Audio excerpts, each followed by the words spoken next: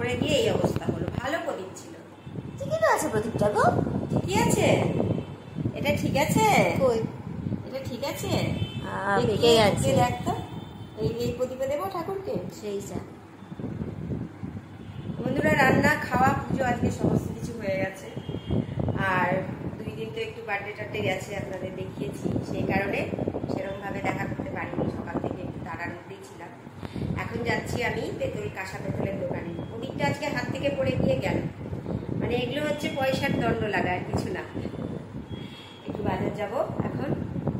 তো ব্লগটি এখান থেকে শুরু করছি। সুন্দর ব্লগ বানাবো, অবশ্যই ব্লগটি দেখবেন বন্ধুরা। এখন বাজার যাব, নিয়ে তো যাবে না, একাই যাব। আর বৃষ্টি পড়ছে, বাইরে ব্লগ করতে পারবো না। বাড়িতে এসেই আপনাদের দেখাবো কি নিলাম।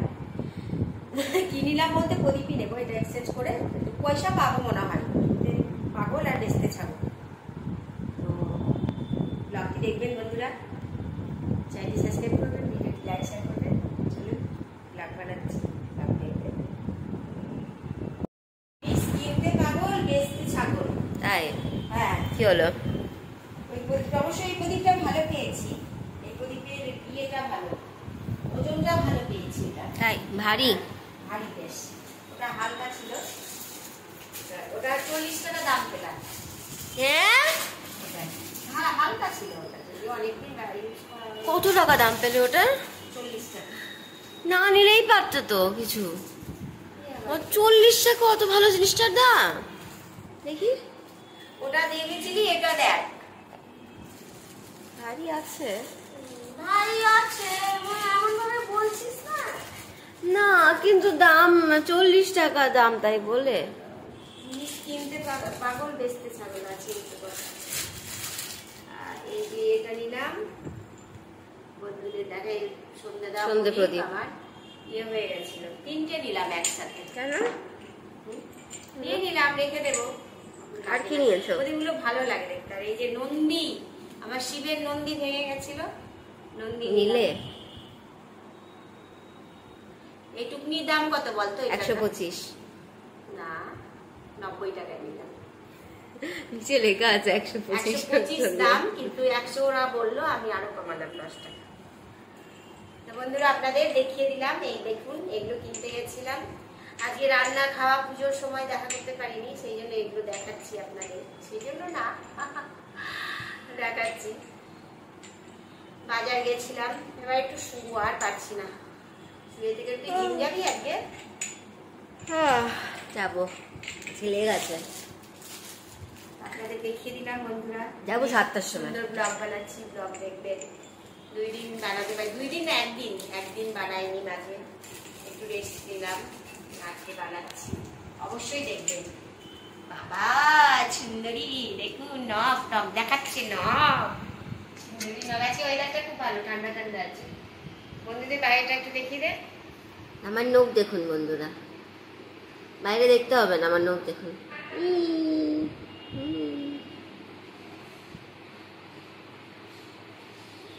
How how how.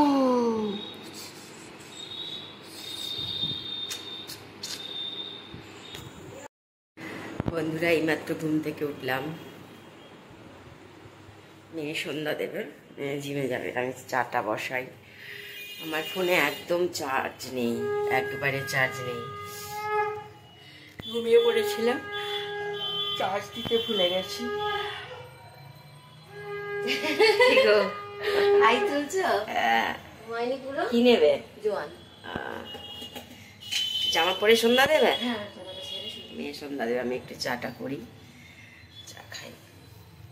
আজকে দুপুরে ইলিশ করেছিলাম, ইলিশ খেয়েছি, ইলিশের ঠেকরটা উঠছে বারবার। আজকে দুপুরে আর বন্ধুদের সাথে খাওয়া দাওয়ার সময় দেখা করতে পারিনি। রেডি হও, চাটা করে নিই বন্ধুরা। এখন মেয়ে তো সন্ধ্যা দেবে।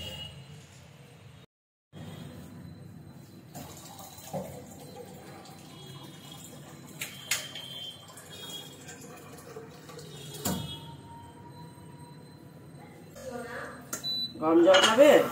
একবারেই করে নিচ্ছি।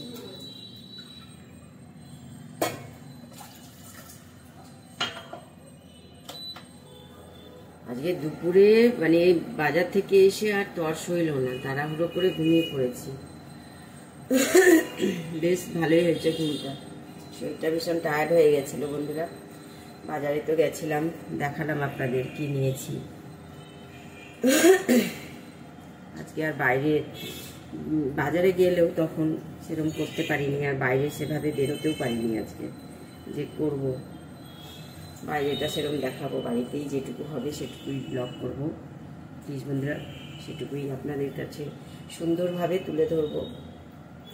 যতটুকু পারবো, যতটা পারবো সুন্দর করার চেষ্টা করবো বন্ধু।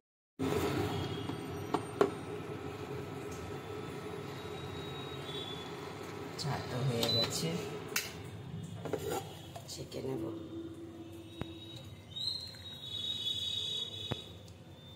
বিকেলের এই চাটা বন্ধুরা আমার যেন টনিকের মতো কাজ করে।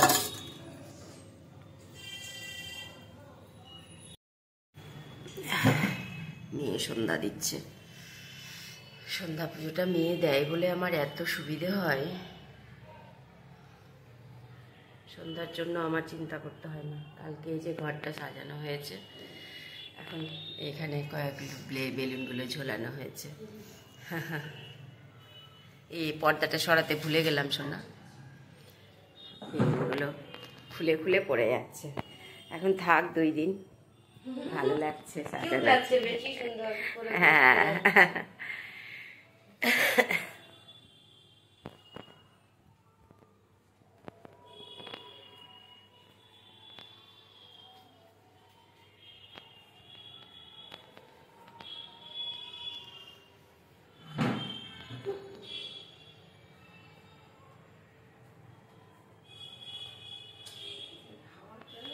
ভীষণ বিরক্ত করে।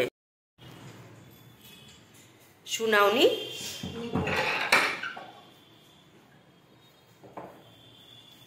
এখানে লাইট অফ করে দিয়েছো?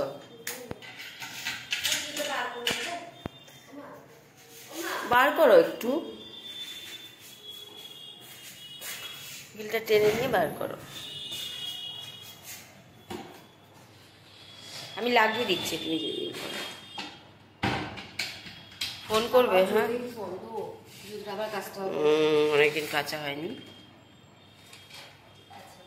আসেনি। দেখে যেও, কাপড়গুলো তুলতে হবে। আচ্ছা, দেখে যেও বাবা, ফোন করো। Tata, love you. ফোন করো বাবা, ফোন কর, ফোন করো। কি অন্ধকার হয়ে আছে বাবা, ফোন কর।